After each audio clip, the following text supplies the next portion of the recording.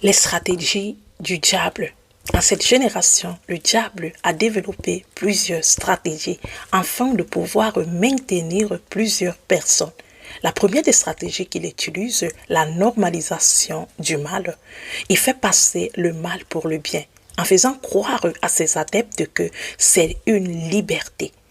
Nous regardons des films, des séries télé ou encore des réseaux sociaux et tout ce qui va avec. On a normalisé l'homosexualité, on a normalisé qu'une femme peut mettre sa nudité dehors, on a normalisé les insultes, la sorcellerie, l'adultère, les abominations et autres, en nous faisant accepter des principes. Et nous voyons que même dans des écoles aujourd'hui, on implore les gens, on oblige les gens à accepter ces choses. Et il y a des personnes qui se disent que c'est normal. Non, c'est pas normal. C'est juste une des stratégies de l'ennemi pour maintenir beaucoup de personnes captifs, prisonniers, accepter le mal pour le bien, alors que le mal doit rester mal et le bien doit rester bien. J'aimerais te dire de te distinguer, de ne pas être de ceux ou de celles qui tombent dans ceci, en sorte de penser que c'est ce mode de faire ou d'agir qui est réellement la liberté. La liberté est en Christ, en vivant dans une pureté, dans une vie de droiture, pas en vivant dans une vie de débauche,